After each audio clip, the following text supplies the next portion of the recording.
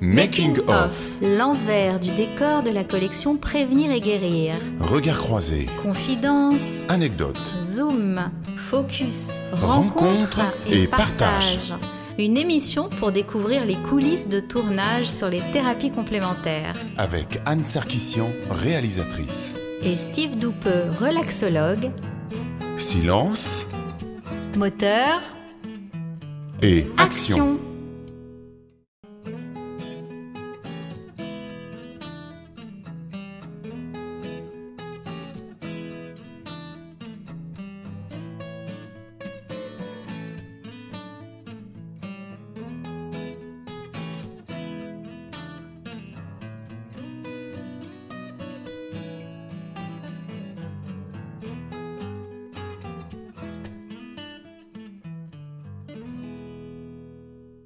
Et ça tourne. Bonjour Steve Doupeux. Bonjour Anne Sarkissian et bienvenue à tous et à toutes sur Making of Radio Clé de Vie. Ici nous en sommes à la 3e émission. Nous sommes en Bretagne, nous sommes à la maison. Je suis dans mes pantoufles. On se pose un peu. Et la dernière fois nous étions à Angers. Alors là, pendant 30 minutes, nous allons parler avec vous eh bien, des coulisses de la collection Prévenir et guérir. Je rappelle, pour ceux qui nous découvrent, cette collection de films sur les approches non complémentaires, aux approches conventionnelles. Donc, aux approches non complémentaires. Alors, je recommence.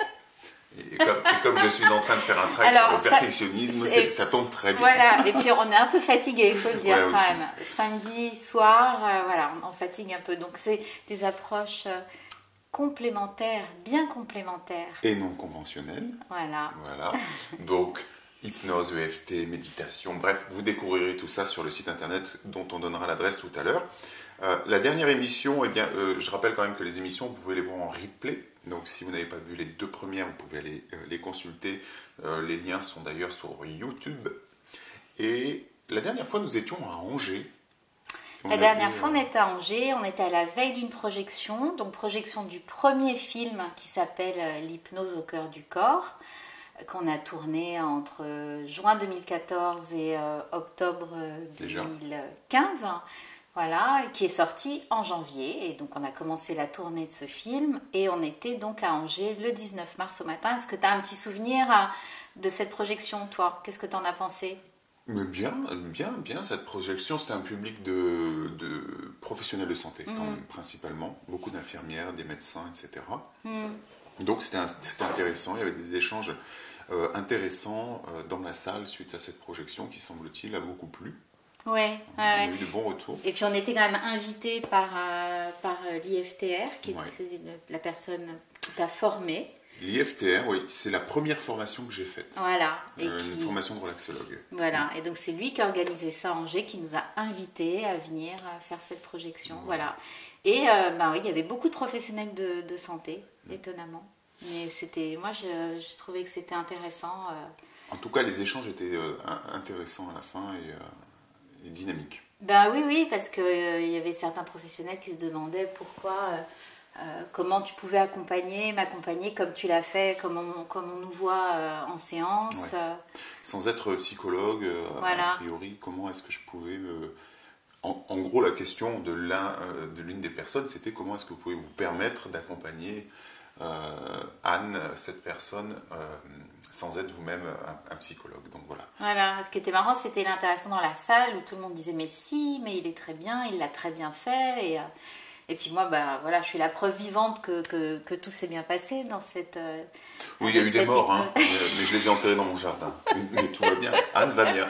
Les morts, c'est les victimes de tes chats qui attrapent les mulots, les rats et les petits oiseaux tout mignons. C'est ça. Si vous voyez un chat mais par passer, contre, c'est normal. les clients patients, ils vont savoir, tout va bien. Ils s'en sortent.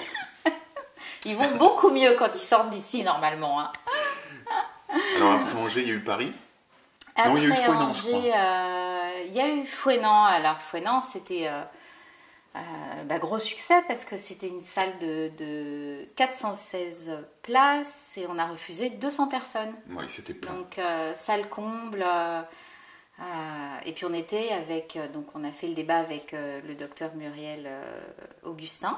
Et le débat a duré 2 heures après la projection. 2 heures, tant que ça? Ah ouais, on est parti, il était minuit. D'accord, on s'ennuie pas. Hein. Non, on s'ennuie pas et c'était chouette. Il y a eu beaucoup de monde. Il y avait c'est assez des impressionnant. gens. Ouais. Bah, moi, ce qui me touche beaucoup, c'est que les gens sont prêts à essayer. Voilà, prêts à essayer, à faire de l'hypnose derrière.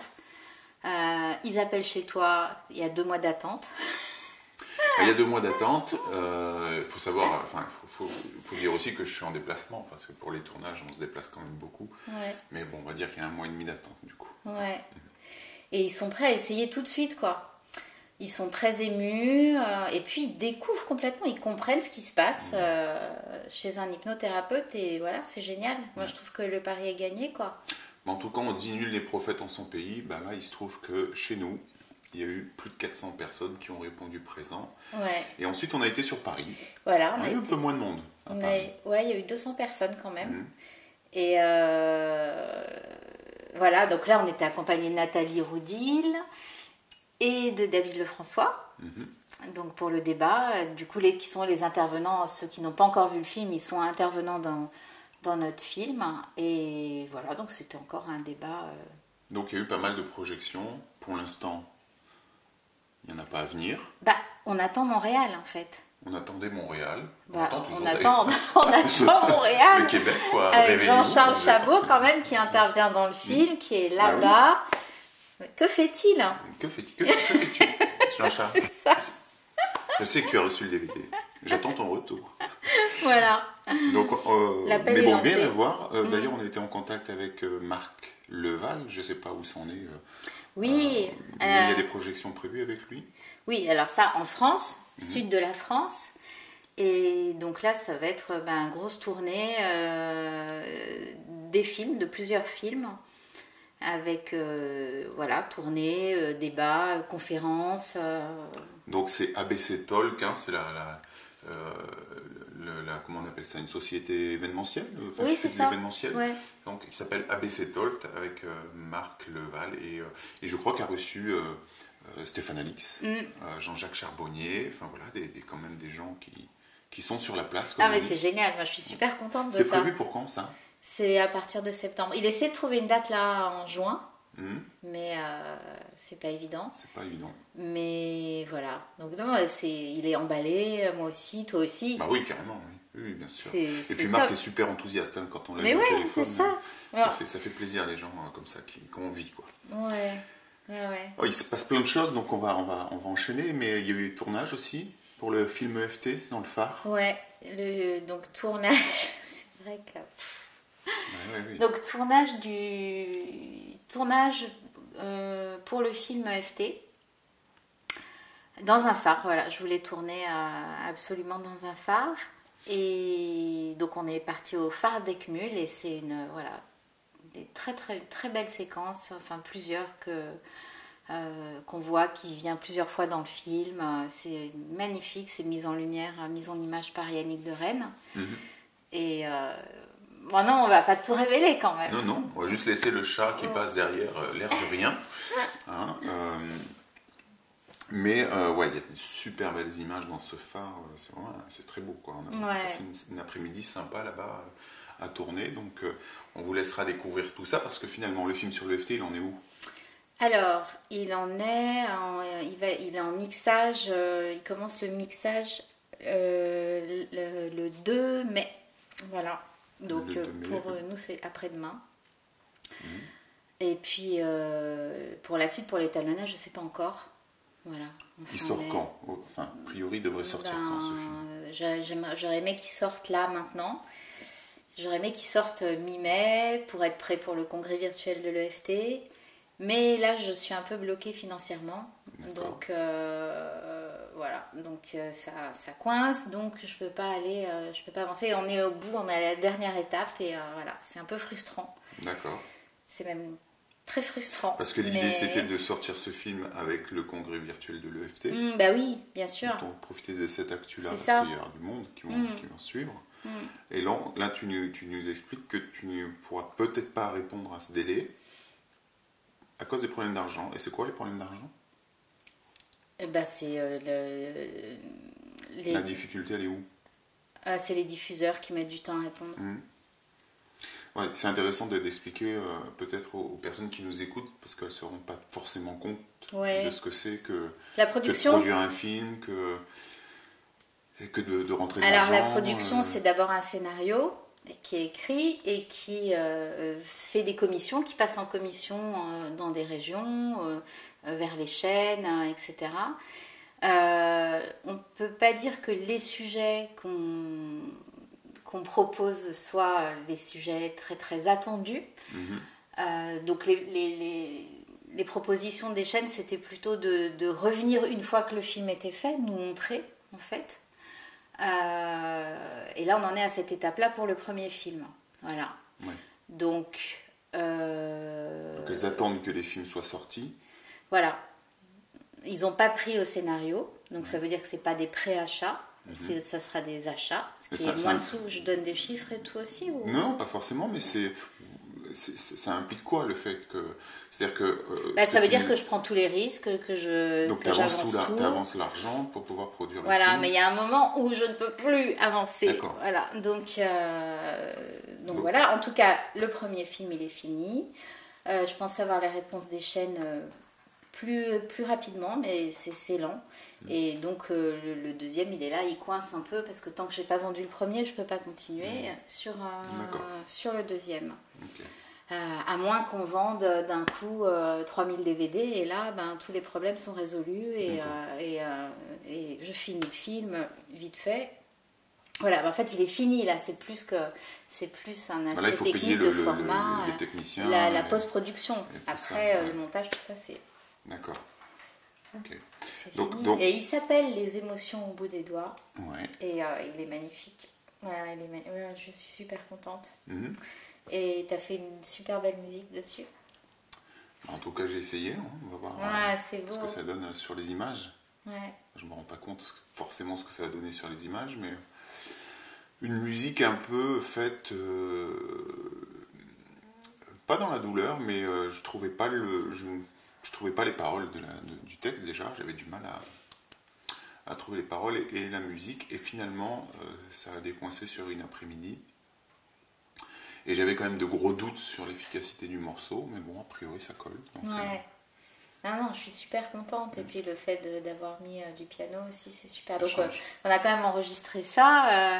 Le piano samedi dernier et ta voix dimanche matin. Voilà, c'est... En fait, tout ça pour dire qu'on ne chôme pas. Non, ça, on ne chôme pas. On n'arrête pas. On n'arrête pas, sans compter qu'il y a d'autres projets. Il y a d'autres... Enfin, moi, j'ai un métier à côté. Oui. Toi, tu as d'autres projets. Ouais. Enfin, là, je me suis vraiment concentrée sur les finitions de ce film-là ce mois-ci, quoi. Parce que c'était ça. Et puis la vente, DVD. Voilà, quoi. Ok. On a été sur Paris également. Formation, toujours. En tournage. En tournage encore, avec David Lefrançois. Comme on l'a expliqué la dernière fois, on a commencé une formation avec David Lefrançois, donc elle va durer jusqu'au mois de septembre. Et pour avoir des images sur le film coaching, donc je suis la formation, Anne me suit. On profite un peu aussi, elle apprend. Mais donc du coup, dans cette formation, je suis censé... Alors moi, je suis accompagné par ce qu'on appelle master coach. Voilà. Je suis suivi, moi, par quelqu'un qui aura fait cette formation avant moi. Ouais. Nathalie. Et moi, je vais avoir à accompagner quelqu'un dans le cadre de cette formation. Donc on a cherché quelqu'un que je pourrais accompagner. Parce que je le dis des fois lors des projections, les projections débat, on s'était dit que je t'accompagnais plus en séance. Ouais, c'est vrai qu'on s'était dit ça. Après l'EFT, en tout cas, on a fait l'hypnose, on a fait l'EFT, on a fait le travail qu'il y avait à faire. Et puis, comme c'est difficile pour moi de pouvoir accompagner à la fois une copine, une amie, une collègue, et être en même temps le thérapeute, c'est compliqué. Donc on avait dit, stop, on reste amis, collègues, mais en cabinet, ça va difficilement gérable sur du long terme, parce que des fois, il y a des tensions entre nous. Mais en fait, tu ne résistes pas à ton envie de m'accompagner. Je me suis résignée, je me suis dit, non, il y a vraiment de trop gros problèmes, je ne peux pas rester. Vous voyez, vrai. Mais c'est vrai que ça s'est passé comme ça quand même, sur un banc. Mais oui. Ça s'est passé sur un banc où tu m'as dit, il y avait un exercice de David Lefrançois et tu m'as dit, bon alors toi, t'as noté quoi et tout. Et puis là, t'as quand même vu l'ampleur de ma difficulté. Et là, tu as dit, peut-être que je vais t'accompagner finalement en coaching. Je pense que je vais encore faire une bonne action. C'est ça. Et moi, j'ai dit, bon. Ma bonté me perdra, mes amis. C'est ça. Et moi, j'ai dit, bon, on va essayer. On va essayer en tout cas. On va essayer. Ouais. On va essayer parce que c'est vraiment pas. Mais c'est important que les gens se rendent compte que c'est vraiment pas confortable, pour moi en tout cas, de pouvoir accompagner quelqu'un que je connais et avec quelqu'un que je suis familier au quotidien. C'est très dur de retrouver un cadre et d'être vraiment dans une posture de thérapeute ensuite. Et donc de pouvoir être capable de séparer les deux pour être vraiment le plus efficace possible. Bon, et puis quand moi j'ai envie de parler de toi, je ne peux pas parler de toi à toi. Donc c'est... Oui, et puis c'est vraiment... mais en même temps, c'est très intéressant pour moi de constater à quel point c'est difficile, parce que je ne m'étais jamais autorisé à le faire jusque-là. Ouais. Là, pour la collection de films, quelque part, il faut bien qu'on joue le jeu. Mais je me rends compte à quel point c'est pas conseillé de le faire, et c'est pas pour rien qu'on dit au thérapeute de ne pas accompagner la famille et les amis. Quoi. Ouais, après c'est très très instructif. Mais en même temps, voilà, ça peut être très formateur. Pour moi, c'est aussi une capacité, enfin, c'est aussi pour moi l'occasion d'apprendre à gérer mes propres émotions, à prendre du recul.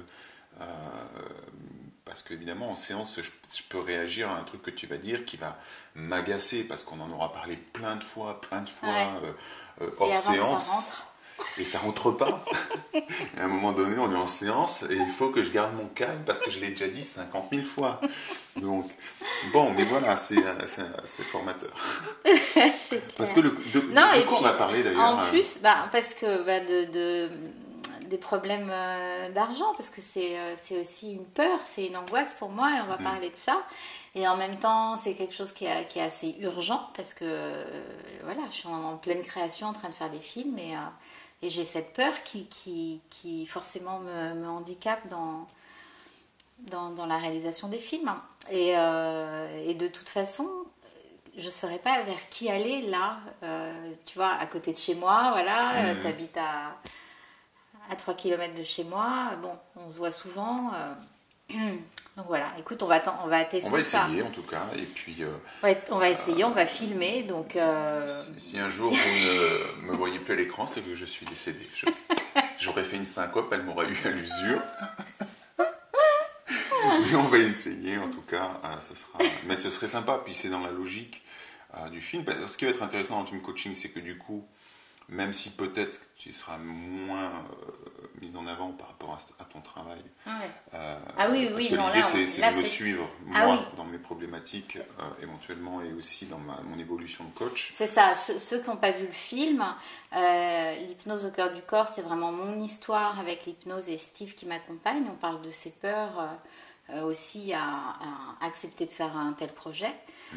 Mais c'est quand même mon parcours initiatique dans cette pratique. Le FT, un peu moins, mais on est quand même derrière moi. Alors que le coaching, c'est toi, ta problématique, tes doutes, tes questionnements, mais justement... Et mon évolution. Et ton évolution. Alors, comment tu as évolué depuis que tu as démarré? Là, ça fait 2 mois... on a déjà fait 2 sessions avec David Lefrançois. En parallèle, tu fais... donc, tu as vu Nathalie, du coup, plusieurs fois. En parallèle, tu fais aussi une formation avec Martin Latulipe. Ouais. Alors, comment ça se passe pour toi? T'en es où? Il se passe plein de choses. Il se passe plein de choses. Je sens plein de changements, de choses qui se passent. Et les choses que j'ai à travailler sont tellement larges, en fait, en même temps. Avec Nathalie, je parle d'un travail sur le lâcher-prise. Mais le lâcher-prise, ça veut tout dire et rien dire. Enfin, il y a plein de domaines dans lesquels on peut lâcher prise. Donc ça évolue tranquillement dans ce sens. La formation avec Martin Latulipe, donc une formation qui est en ligne, me fait beaucoup bouger par contre. Me fait beaucoup bouger. Pour l'instant, je sens que c'est surtout ici, dans cette formation, que ça bouge le plus pour moi, parce qu'elle a mis le doigt sur quelque chose qui était un problème pour moi et qui l'est de moins en moins, mais qui peut encore l'être, c'est cette histoire de perfectionnisme et ce besoin de bien faire tout le temps les choses. Et la peur de l'image que je peux renvoyer, en fait, hein, de ne pas être légitime ou du jugement des autres et tout ça. Et vraiment, cette formation-là m'a bien permis de bouger. Et il n'y a pas que cette formation, en fait. Hein. Il y a les films, d'abord, qui m'obligent à faire ce travail-là. Et du coup, ben voilà, je m'expose. Et tu sens que ça débloque, tu sens qu'il y a des choses qui ont déverrouillé. Et ça te fait peur? T'es comment avec ça? Non, je suis content. Je suis content parce qu'en fait, je fais, du coup, je m'expose. Je joue le jeu de m'exposer en faisant des vidéos sur ma chaîne YouTube, etc. C'est-à-dire que la chaîne YouTube que je fais, je sais que des fois tu ne comprends pas trop ma façon de voir les choses sur ce point-là, mais c'est pour moi l'occasion justement d'accepter que je ne suis pas parfait et que ce que je fais n'est pas tel que j'aimerais que ce soit, mais de le montrer quand même. Donc ça veut dire que je dépasse. Voilà. Et là, le travail en coaching me permet de faire ça. Voilà, ça bouge à ce niveau-là, mais il y a aussi d'autres choses à travailler. Waouh, quand j'y pense et quand j'y réfléchis, c'est très large en fait. Hein. La capacité à être positif, la capacité à être peut-être plus calme, plus posé, ou des choses comme ça. Moi, je suis tout le temps speed dans ma tête, notamment avec le travail. Donc, prendre le temps pour moi, d'être plus en joie, peut-être même, ce qui ne se voit pas forcément toujours hein, quand je suis à l'écran, parce que je joue le jeu aussi, mais dans mon quotidien, je peux peut-être être mené aussi de temps en temps. Moi, je te sens je te sens quand même plus détendu et un peu plus joyeux, ouais, c'est vrai. Donc voilà, je crois que je suis en train de sentir qu'il y a des choses qui se passent à travers ces deux formations-là. Et donc voilà. Mais il y a beaucoup cette notion de s'exposer qui m'oblige à faire ça en fait. Ouais. Donc c'est plutôt positif pour le coup. Et c'est d'ailleurs le sujet que je vais aborder dans le congrès virtuel de l'EFT. Parce que ça m'a vraiment... c'est vraiment ça en fait. Les films m'ont obligé à dépasser ma peur de ne pas être légitime, la peur du regard des autres, la peur de ne pas être à la hauteur, ce manque de confiance. Mais qui est très bizarre quand même ce manque de confiance, parce que je suis capable de faire plein de trucs, de faire de la scène, que ce soit pour la musique ou autre chose, de me lancer à accompagner des gens très vite, mais il y a certains sujets, certains points et certains regards. Je pense que le regard de mes pairs, de mes formateurs, des gens que j'admire dans ce travail-là, me pèse beaucoup. Et pas forcément à juste titre, c'est là qu'il y a ce sentiment d'illégitimité, c'est pour ça que je parle du syndrome de l'imposteur dans cette conférence. C'est toi qui as une perception de regard des gens, de la manière dont ils te regardent, tu as une perception. C'est toujours comme ça, en fait. Ouais. C'est toujours le propre regard qu'on a sur soi que l'on imagine que les autres ont sur nous. En réalité, c'est notre projection. Alors après, on peut le savoir, on peut l'avoir conscientisé, mais de là à arriver à le vivre, c'est pas toujours évident. Et là, bon, clairement, depuis 1 an et demi, 2 ans maintenant, c'est un truc que j'avais déjà travaillé, mais là, ça a accéléré d'un coup avec ce projet de film. Ouais. Et puis, la formation avec Martin et David, du coup, m'oblige à rien, mais j'ai conscience que c'est ça que je dois travailler. Ah ouais, t'as très envie de le travailler. T'as envie évidemment. Tout le monde a envie d'aller bien, donc t'as envie. Toi, t'es un perfectionniste, c'est vrai, mais t'as toujours envie de t'améliorer et d'aller mieux. Il y a 2 formes de perfectionnisme. Donc il y a le perfectionnisme pour moi qui va me permettre d'évoluer et d'être fier de ce que je fais, content de ce que je fais et de bien faire les choses. Et donc ça, je conserve. Hein. Et quand moi je suis fier de ce que tu fais, t'es content? C'est là que, pas toujours en fait. Donc, parce qu'on n'a pas forcément les mêmes critères. Toi, tu vas être fier de telle chose que tu as faite et moi, je ne vais peut-être pas trouver. Voilà. Mais c'est là qu'il faut que j'apprenne à ne pas forcément l'exprimer parce que mes critères ne sont pas forcément justes ou trop haut perché. Donc c'est tout un travail de repenser différemment. Mais quand je te dis je suis fière de ce que tu as donné dans le film, c'est beau ce que tu as mis, c'est chouette parce que tu es authentique et tout.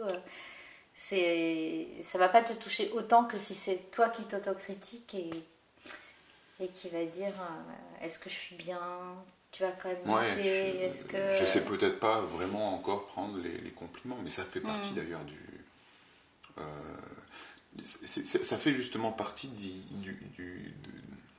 des trucs du syndrome de l'imposteur justement. C'est-à-dire que quand il a un succès, eh bien, il n'est même pas capable de se l'attribuer, quoi. C'est toujours à cause de oui, mais la lumière est belle, oui, mais le film me met en valeur, mais en vrai, bon, voilà. Donc ça dénote certainement quelque part d'un manque de confiance en soi, etc. Mais c'est là que c'est très subtil, c'est que la confiance en moi, si j'en avais pas, je pourrais pas faire tout ça. Donc il y a de la confiance, mais il y a vraiment des sujets sur lesquels ça pêche un peu, donc c'est intéressant d'aller gratter et d'aller travailler pour être encore plus à l'aise. Ah, Oh, c'est passionnant en fait. Ouais, c'est ce que j'allais dire. Ouais, mais c'est je l'ai dit avant toi parce que je suis meilleur que toi, tu vois, je suis parfait moi. Tu es plus rapide. Ouais, c'est passionnant. Ouais. Voilà. Mais comme quoi, enfin, c'est intéressant aussi de l'exprimer là parce que des fois les gens ils nous voient en cabinet, ils nous écoutent dans les stages ou dans les trucs, ou même là quand les gens regardent le film sur l'hypnose, peut-être il y a des gens qui se disent waouh, le gars il se démerde. Non, bah, il se démerde, mais en fait, sorti du cabinet, on a les mêmes problèmes que tout le monde, quoi. Ouais. Et c'est important, je pense, de le dire. Tant pis si ça casse le mythe, mais c'est important de dire aux gens, même nous aussi, on est comme vous, on bosse, et on a à bosser sur nous, quoi. Enfin, même peut-être que on a plus intérêt que les autres à bosser sur nous pour pouvoir accompagner les gens. Ah oui, ça c'est sûr. Ouais. Voilà. Ouais. Donc il y a ce côté un peu de casser le mythe, tu vois. Et alors, dans la formation avec David, par exemple avec Nathalie, ça peut être douloureux pour moi d'être accompagné par quelqu'un qui n'a pas forcément autant d'expérience que moi, et de devoir me placer en tant qu'apprenant, quoi. Et d'accepter d'être l'élève quelque part, d'être le client, d'être l'apprenant. Et je trouve que c'est super formateur parce que c'est franchement parfois douloureux pour moi, en fait, d'entendre des choses que j'ai déjà entendues, d'entendre des choses que je transmets moi aussi. Et c'est douloureux, mais justement, le travail il est là, il est de dire, mais ouais, mais il faut accepter de ne rien savoir dans ces cas-là. Et pour intégrer encore un peu mieux peut-être, jusqu'à ce qu'il y ait un changement. Voilà. Bah ouais. Donc moi, quand je suis face à toi en cabinet, en tout cas, j'oublie tout ce que j'ai appris. Je redeviens vierge de tout. C'est l'idéal. C'est ce que dit d'ailleurs Martin dans l'une de ses vidéos dans la formation, c'est qu'il faut accepter de vider sa tasse. Voilà, pour pouvoir la remplir à nouveau et intégrer qu'on a 2 oreilles et une seule bouche. Donc c'est bien d'utiliser les 2 oreilles. Donc c'est ce que je m'applique à faire. Ouais.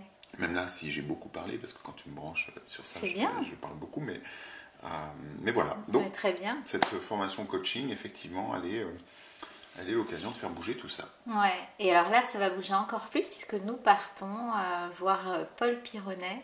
Oui. Voilà. Et alors déjà, je voulais le remercier parce que du coup, il devient partenaire de la collection.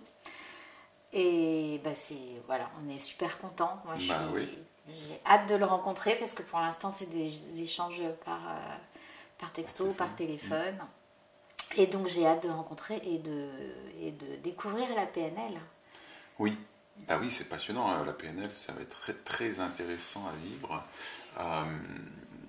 PNL, ça veut dire programmation neurolinguistique, pour ceux qui peut-être ne connaissent pas. Mais justement, ce sera l'occasion de découvrir. Et Paul, il y a longtemps, je voulais le rencontrer quand même. Le début c'est vrai que dès le début, j'en avais parlé. Bon, on n'avait pas réussi à se trouver. Et là, voilà, c'est super. Grâce à Alexandre, d'ailleurs, Fournier, pardon, qui nous a mis en contact. Eh bien, finalement, on a pu se rencontrer et on part dans une semaine. Mais maintenant, on part jeudi. On part jeudi à Lyon. Voilà. Et donc, on met en attente la fin du film EFT, en tout cas l'étape de l'étalonnage. Et on part démarrer sur la PNL. Et je suis... Voilà, encore une fois, je suis ravie, c'est une aventure quand même extraordinaire. Ok, il y a des difficultés financières et tout, mais c'est génial. Le film attendra, les autres films attendront. On en a eu une discussion là-dessus un peu. Effectivement, par rapport à ces histoires de finances, eh bien, il faut se donner le temps de vendre ce qu'on a déjà fait.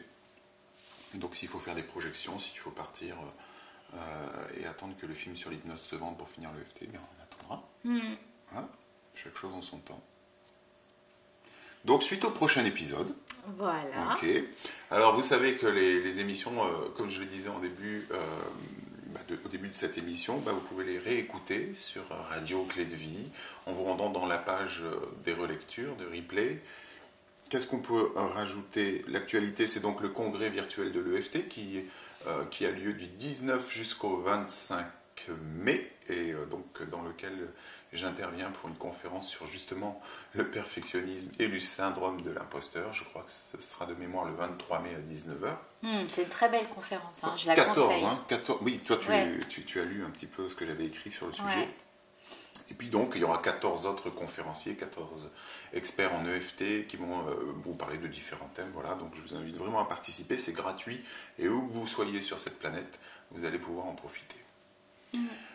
On donne aussi rendez-vous à tout le monde sur le site de Prévenir et Guérir, www.prévenir-et-guérir.eu pour acheter le film sur l'hypnose, préacheter peut-être le film sur l'EFT et ainsi nous permettre de continuer notre route et de vous proposer des films documentaires de qualité qui sont humains et qui nous permettront de faire bouger ce monde. Voilà. Ou soutenir aussi sur le site. Hein. Et oui, aussi, vous pouvez faire un don sur le site directement. Vraiment, ce sera le bienvenu. Est-ce que tu as quelque chose à rajouter je voudrais rajouter qu'on peut aussi aller voir ton blog, ton site, Philosophie, parce qu'il y a quand même plein de choses intéressantes. Donc, pour tous ceux qui s'intéressent à... Tout plein d'articles, des vidéos, des séances d'auto-hypnose. Ah bah oui, exact. Voilà. Donc sur philosophie.com et vous aurez accès directement au blog. Donc voilà, ce sera avec plaisir que je vous retrouverai également là-dessus. On se retrouve le mois prochain pour l'émission numéro 4. Ouais. Je sais pas où on sera, mais en attendant, on va boire l'apéro. Voilà. À bientôt. À bientôt. Tu peux observer, vagabonder les pensées en retrait, écouter tes yeux se fermer. Entre parenthèses, te sentir à ton aise. Entrer dans la danse, la spirale descend.